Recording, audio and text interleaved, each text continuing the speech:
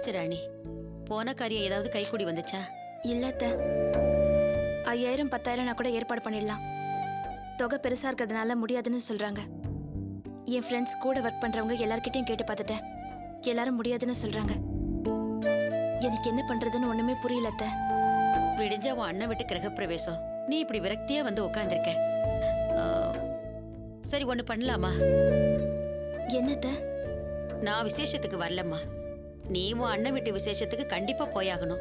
அதனால என் நகையை தர, நீ போட்டு போயிட்டு வாமா. உங்க நல்ல மனசு எனக்கு புரியுதத்த. ஆனா உங்க நகையை நான் போட்டு போனா எங்க அண்ணன் கண்டுபிடிச்சிட மாட்டாரா? என்னம்மா சொல்ற? உங்க நகை பழைய நகை அத்த. எங்க அண்ணன் எனக்கு பார்த்து பார்த்து செஞ்சு நகை பண்ணி போட்டாரு. நான் உனக்கு எவ்வளவு நகை போட்டேன், ஏன் பழைய நகையை போட்டு வந்திருக்கேன்னு கேட்டா என்னால சமாளிக்க முடியாம போயிடும் அத்த. உண்மையை சொல்ல வேண்டியதா போயிடும். என்ன பண்றது? என் அண்ணன் விட்டு விசேஷத்துல கலந்துக்க எனக்கு கொடுத்து வைக்கல. அவ்வளவுதான், விடுங்க அத்த.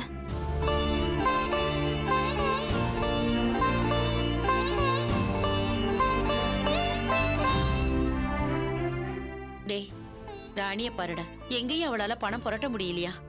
நகை இல்லாம நாளைக்கு அவங்க அண்ணன் வீட்டு விசேஷத்துக்கு போக முடியாதுன்னு ரொம்ப விரக்தியா உட்கார்ந்துருக்கா. ஏன் நகை இல்லாம ஃபங்க்ஷனுக்கு போகவே முடியாதா? நகை இல்லைன்னா உள்ள விட மாட்டாங்களா என்ன? நாளைக்கு உங்க அண்ணன் வீட்டு ஃபங்க்ஷனுக்கு போறோம். அவர் ஏதாவது கேட்டா நான் பதில் சொல்லிக்கிறேன். என்னன்னு சொல்லுவீங்க? நடந்த உண்மையை சொல்லுவேன். என்ன பண்ணிடுவாரு அவரு? ப்ளீஸ் ஆகாஷ், அந்த மாதிரிலாம் எதுவும் பண்ணிடாதீங்க. நான் எப்படி ஒரு நிலைமையில இருக்கிறது தெரிஞ்சா என் அண்ணனால தாங்கிக்க முடியாது ஆகாஷ். இன்னும் தாங்கிக்க முடியாதுங்கிற? ஊர் உலகத்தில் நடக்காத அநியாயமா இங்க நடந்து போச்சு. இல்ல நான் தான் உன் நகையை குடிச்சு அழிச்சிட்டுனா? குடும்பம்னு இருந்தா இந்த மாதிரி பிரச்சனை இருக்கத்தான் செய்யும். இப்ப எனக்கு வேலை இல்ல, வேலை கிடைச்சதும் உன் நகையை மீட்டு கொடுத்துற போதுமா? நான் அதுக்காக சொல்ல ஆகாஷ், நம்ம விஷயம் அண்ணனுக்கு தெரியக்கூடாதுங்கிறதுக்காக தான் அப்படி சொல்றேன். சும்மா அதே சொல்லிட்டு இருக்காத ராணி. நாளைக்கு நம்ம ஃபங்க்ஷனுக்கு போறோம், அவ்வளவுதான்.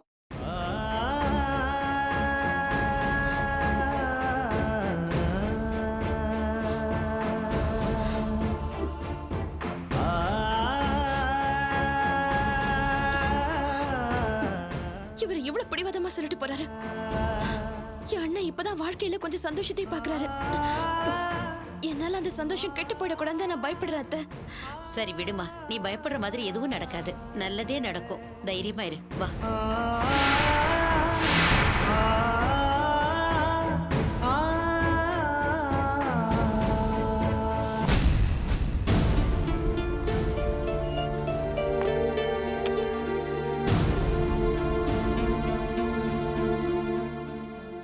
சரோஜா, ராணி பாவம், 1,00,000 ரூபா பணம் இல்லாமல் அவங்க அண்ணன் வீட்டு ஃபங்க்ஷனுக்கு போக முடியாமல் எப்படி தவிக்குது பத்தியா? உன் தம்பி வேற வீரப்பா போகும்னு சொல்லிட்டு போகிறான். இப்போ அதுக்கு என்ன பண்ணணும்னு சொல்ற? இல்லை, நம்மக்கிட்ட தான் 1,60,000 ரூபா இருக்குல்ல, அது ராணிக்கு சேர வேண்டிய பணம் தானே. அதுலேருந்து 1,00,000 கொடுத்தா அவங்க பிரச்சனையெல்லாம் தீர்ந்து போய்டும்ல. நம்ம மறுபடியும் இந்த வீட்டுக்குள்ளே வந்ததுக்கு ராணியும் ஒரு காரணம். அதுக்கு நம்ம நன்றி காட்டுற மாதிரி இருக்குல்ல. வர்ற ஆத்திரத்துக்கு மூஞ்சிலையும் ஒரு குத்து குத்துனு வச்சுக்கோ, வாய் வெத்தலை பாக்கு போட்டுரும். கோச்சுக்காத சரோஜா, ராணிக்கு சேர வேண்டிய பணம் நம்ம கிட்ட தானே இருக்கு. பணம் திருட்டு போச்சுன்னு போய் சொல்லி உங்க அப்பா அம்மாவை நம்ப வச்சுட்டோம். ராணியை பார்த்தா மனசுக்கு உறுத்தலா இருக்கு. உறுத்தலா இருந்தா எதுக்கு பணத்தை மட்டும் கொடுத்து உதவணும்னு சொல்ற? நாங்க ஒண்ணும் பிச்சையெல்லாம் எடுக்கல, பணமும் திருட்டு போகல. மாசம் மாசம் ராமலிங்கம் கோவிலுக்கு வருவாருன்னு தெரிஞ்சுக்கிட்டு நாங்க பிச்சை எடுக்கிற மாதிரி நடிச்சோம். எல்லாம் இந்த வீட்டுக்குள்ள வரத்துக்கு மறுபடியும் நாங்க போட்ட டிராமான்னு சொல்லிட வேண்டியதானே? இந்த உண்மையெல்லாம் சொல்லிட்டேன்னா நம்மள மறுபடியும் கழுத்தை பிடிச்சு வெளியே தள்ளிடுவாங்க. அப்புறம் எந்த காலத்திலயும் சேர்த்துக்க மாட்டாங்க. நாம உண்மையாவே பிச்சை எடுத்துதான் பொழைக்கணும். நான் யதார்த்தமா சொன்னா நீ ஏதோ சொல்லி பயமுறுத்துற. பின்ன என்ன? நான் எவ்வளவு திட்டம் போட்டு இந்த வீட்டுக்குள்ள வந்து நுழைஞ்சிருக்கேன். அது தெரியாம உறுத்தலா இருக்கு, வருத்தமா இருக்குன்னு சொல்லிட்டு இருக்க. இங்க பாரியா, உழைக்காமலே சுகமா வாழறதுலயும் உழைக்கிறவங்களை அதிகாரம் செஞ்சு வாழறதுலயும் ஒரு தனி சுகமே இருக்கு. அதெல்லாம் உனக்கு தெரியாது. இந்த வீட்டை பொறுத்த வரைக்கும் ஆகாஷும் அவன் பொண்டாட்டியும் நமக்கு உழைச்சு கொட்டுற ஒரு மிஷின். அவங்கள மூலதனமா வச்சுதான் நாம வாழ்க்கையில செட்டில் ஆகணும். இந்த வீட்டை விட்டு வெளியே போகும்போது கூட நாம ஒண்ணு சும்மா போலியே.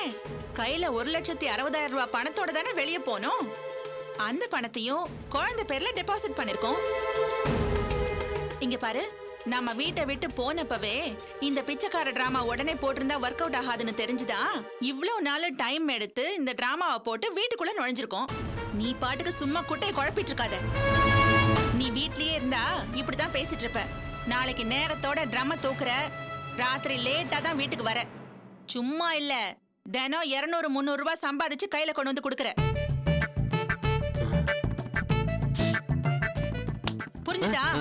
புரிஞ்சுது சரோஜா. நெய் விட்டு தான் செய்றாங்க. என்னது நெய் விட்டா? ஆமா சரோஜா, அத்தை ரவா உப்புமா செய்றாங்க போல் இருக்கு. அதுல எண்ணெய்க்கு பதிலா நெய் விட்டு தான் பண்றாங்க. உனக்கு வாசம் இல்ல? எனக்கு பசிக்குது, நான் சாப்பிட்டு வந்துடுறேன், அப்புறம் பேசுவோம்.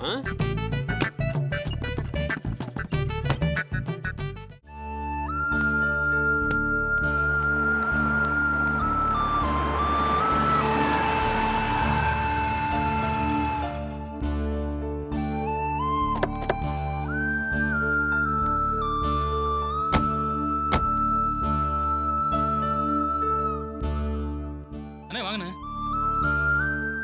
அண்ணா வாசு வீட்டில் சண்டை போட்டு துணியெல்லாம் எடுத்துட்டு வந்துட்டாரு. அதான் உங்களுக்கு ஃபோன் பண்ணி சொன்னேன். வர சொல்லு. வாசு, அண்ணன் வந்திருக்காரு, கூப்பிடுறாரு வா.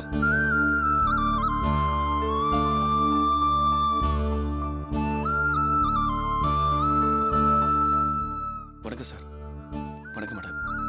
என்னாச்சு? வீட்டில் ஏதோ பிரச்சனை, நீங்கள் கிளம்பி வந்துட்டியா? பேக்கில் வர கொண்டு வந்து வச்சிருக்கேன். அது ஒன்றும் இல்லை சார், வீட்டில் ஒரு சின்ன பிரச்சனை. ஃப்ரெண்ட்ஸ் எல்லாம் வேற வெளியூர் போயிட்டாங்க. பேக் வைக்க இடம் இல்லை, அதான் இங்கே வச்சிருக்கேன். பகலில் மட்டும்தான் இருக்கும், நைட்டு கிளியர் பண்ணிடுறேன். நான் பேக் எதுக்காக இங்கே வச்சிருக்கேன்னு கேட்கல, வீட்டில் என்ன பிரச்சனைன்னு கேட்டேன்.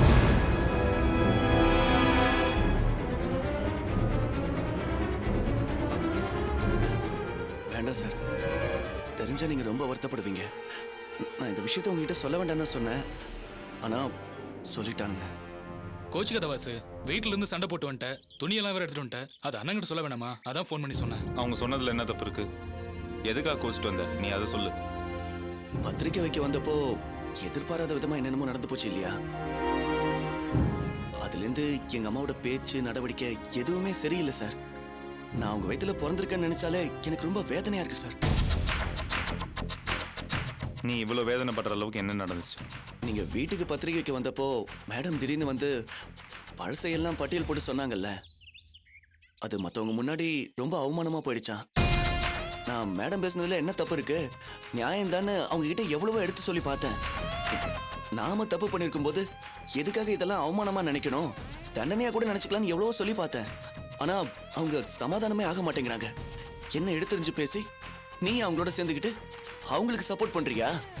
அந்த அர்ச்சனா என்ன பழி வாங்குறா, அவமானப்படுத்துறா, நான் அவளை சும்மா விட மாட்டேன்னு அப்படி இப்படின்னு வாய்க்கு வந்தபடிலாம் பேச ஆரம்பிச்சிட்டாங்க சார். ஒரு கட்டத்துக்கு மேல என்னால பொறுத்துக்கவே முடியல.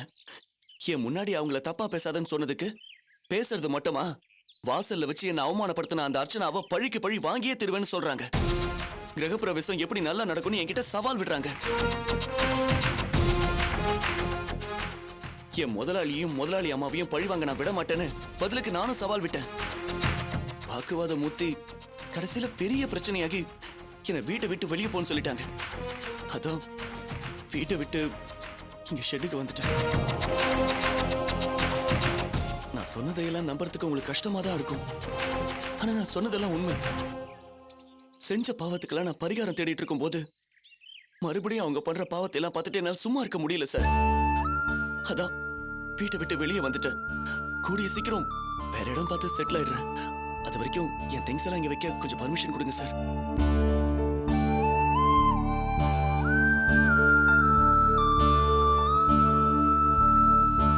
நீ வெளியே எங்கேயும் போய் தங்க வேணாம், இங்கேயே தங்கிக்கோ. ஐயோ, உங்களுக்கு எதுக்கு சார் வீண் சிரமம்? எனக்கு எந்த சிரமமும் இல்லை. குப்பன ரங்கனும் இங்கே தானே தங்குறாங்க, நீ அவங்களோட சேர்ந்து தங்கிக்கோ. சரி சார், நீங்க சொல்லிட்டீங்கன்னா சரி சார். அவ்வளோதான்டா, வேற எந்த விஷயமும் இல்லையா? வேற ஒண்ணும் இல்லைண்ணா. சரி, நான் கிளம்புறேன். சார், ஒரு சின்ன உதவி. என்ன? என்னை இங்கே தங்க சொல்லிட்டீங்க, ரொம்ப சந்தோஷம். ஆனா நாளைக்கு உங்க வீட்டு கிரகப்பிரவேசம், ஆபீஸ் ஒர்க் ஷாப் எல்லாமே லீவு. அதனால ஒர்க் ஷாப் சாவியை மட்டும் என்கிட்ட கொடுத்தீங்கன்னா நான் தங்கறதுக்கு கொஞ்சம் வசதியா இருக்கும். நாளைக்கு கிரகப்பிரவேசங்கிறனால தான் ஒர்க் ஷாப் ஷெட் எல்லாம் லீவ் விட்டுருக்கு. எல்லா ஸ்டாஃப் அங்கே இருக்கிறப்ப நீ மட்டும் என்ன பண்ண போற? நீயும் கிளம்பி வர வேண்டியதானே? மேடம் பத்திரிக்கை கொடுத்துட்டு போகும்போதே வர வேணாங்கிற தோணிலே பேசிட்டு போனாங்க. அது எனக்கும் சேர்த்து தானே பொருந்தும். அப்படி இருக்கும்போது நான் எப்படி சார் வர்றது? அதனாலதான் சாவி கேட்டேன். அது வேற, இது வேற. மற்ற ஸ்டாஃப்லாம் வராங்கல்ல, அவங்க கூட நீயே வந்துரு. சரிங்க சார்.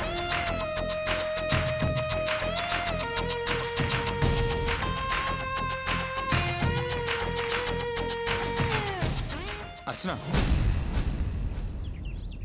உங்ககிட்ட கலந்துக்காம நானா ஒரு முடிவு எடுத்து, ஆனா அவன் பேசினதெல்லாம் நீ கேட்டல.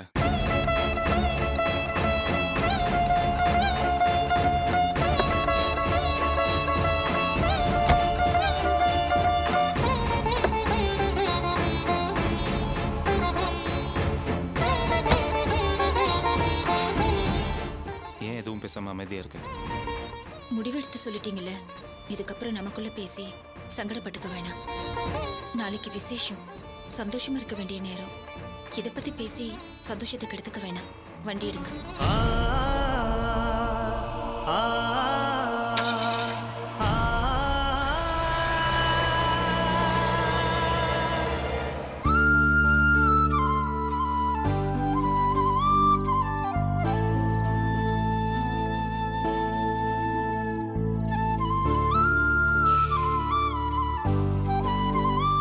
பாக்யா, பாக்யா,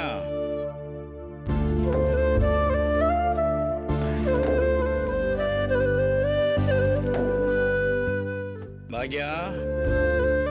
சாப்பாடு எடுத்து வைக்கட்டுமா ஐயா? அது இருக்கட்டும், அவன் வந்தானா? எவன்? ஓ சத்புத்திரன் தான். நேத்தனமா கோச்சிக்கிட்டு பேக்ல துணியெல்லாம் எடுத்துட்டு போனானே, வந்தானான்னு கேட்டேன். இன்னும் வரவே இல்லையா? அதான் மனசுக்கு வேதனையா இருக்கு.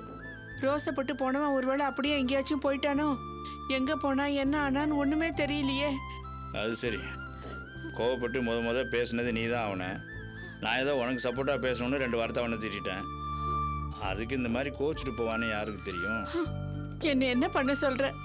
அப்ப ஆத்திரத்துல கோச்சுக்கிட்டேன். இப்ப பெத்த மனசு கேட்கல, அதான் பாசத்துல கண்ணீர் விட்டுக்கிட்டு இருக்கேன்.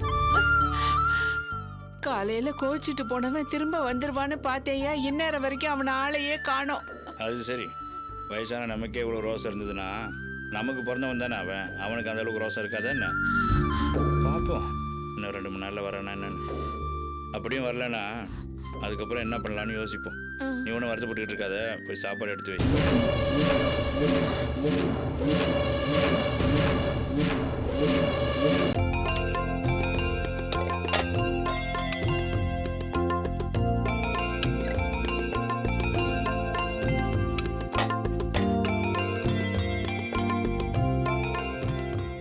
போதும் போதும் போதும். என்னடி கொல்லப்புறத்தில் ஏதோ இடிக்கிற சத்தம் கேட்குது? சரி நீ சாப்பிட, நான் என்னன்னு போய் பார்த்துட்டு வரேன். ஐயோ ஐயோ ஐயோ ஐயோ, என்ன தைரியம் இருந்தா அத்தை மாரி இடத்துல வந்து இப்படி பண்ணுவீங்க? இத பாரு, உனக்கு கொடுத்த கேடு முடிஞ்சு போச்சு. நீ செய்ய வேண்டிய வேலையை நாங்க செஞ்சுக்கிட்டு இருக்கோம். போ, வேலையை பார்த்துக்கிட்டு போமா அந்த பக்கம். என்ன வேடிக்கை பாக்குற? சீக்கிரம் ஆகணும். பாரு, ஏய், என்னதான் இங்க பாரு, பாப்போம். நீங்க அக்கிரமா பண்ணிட்டு இருக்கீங்க. நான் போலீஸ் ஸ்டேஷன் போக வேண்டியது. எங்க நீ வேணாலும் போலீஸ் பா. ஸ்டேஷன் போ. இந்த அநியாயத்தை பாரியா, நம்ம வீட்டு சாக்கடை தண்ணி போற இடத்துல மண்ணை போட்டு அடிச்சிட்டு இருக்கானுங்க. யோ, என்னைய அப்படி அக்கிரமம் பண்ணிட்டு இருக்கீங்க? என்னைய அது அநியாயமா இருக்கு? நாங்க நியாயமா சொல்லி பார்த்தா நீ கேட்கல. வேற என்ன பண்றது? நாங்க தான் ஏற்கனவே சொன்னமே, சாக்கடையே ரெடி பண்ணல, அதான் மண்ணை வச்சு அடைக்கிறோம். அண்ணா, ஒரு 2 நாள் டைம் கொடுங்க, ஏதாவது பண்ணி பைப் போட்டுறேன். ஏற்கனவே ஏகப்பட்ட வாய்தா வாங்கிட்ட, இது வேலைக்காகாது. போ அந்த பக்கம். சாக்கடை தண்ணி உன் வீட்டுல தங்கினாதான் உனக்கு அந்த அவஸ்தை தெரியும். பைப் போடணும்னா கிட்டத்தட்ட 5000 ரூபா செலவாகும். அதுக்கு பணம் வேணும்னு பையன்கிட்ட கேட்க போய் பிரச்சனையாகி வீட்டை விட்டு கோச்சிட்டு போயிட்டான். ஒரு 2 நாள் டைம் கொடுத்தீங்கன்னா நான் ஏதாவது ஏற்பாடு பண்ணிடுறேன். இவங்க கிட்ட என்ன டைம் எல்லாம் கொஞ்சம் சும்மா இரு, நான் தான் பேசிட்டு இருக்கேன்ல. ஏன்னா ஒரு 2 நாள் டைம் கொடுங்க. இத்தனை நாள் பொறுத்தீங்க, இன்னும் 2 நாள் பொறுத்து கூடாதா? அதெல்லாம் முடியாது. டேய், மண்ணை கொட்டறா, கொட்டி ஆடுறா. ஏய், நீ வந்து அக்கிரமா பண்ணிட்டு இருக்கீங்க. உங்க வீட்டை இடிச்சு தரமா விட மாட்டேன். ஏய், இத பாரு, நீ பொம்பளை ஆச்சு பாக்குற. ரொம்ப ஓவரா பேசிட்டு இருக்க. இன்னைக்கு இடிச்சு தர மட்டும் பார்க்காம விட மாட்டேன்.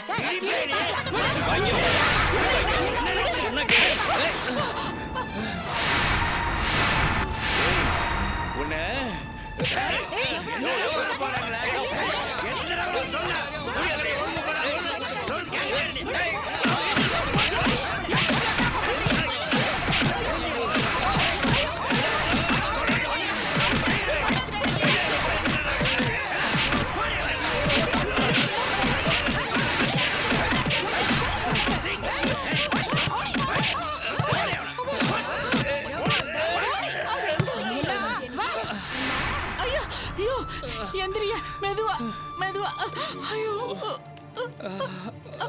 என்ன வயசான பொறுத்து போனா நீங்க 2 பேரும் ஆடுறீங்க. உங்க குணம் தெரிஞ்சுதான் நீங்க பெத்த பிள்ளைங்களா உங்களை அனாதை விட்டு போயிட்டாங்க. இப்ப அடிச்சு போட்டா ஏன்னு கேட்க கூட ஆள் இல்லாத அனாதை நீங்க. அக்கம் பக்கத்துல உள்ளவங்களை அனுசரிச்சு போனா தான் கடைசி காலத்துல நல்லபடியா போய் சேருவீங்க. இல்லைன்னா அனாதை படமா தான் கிடைப்பீங்க.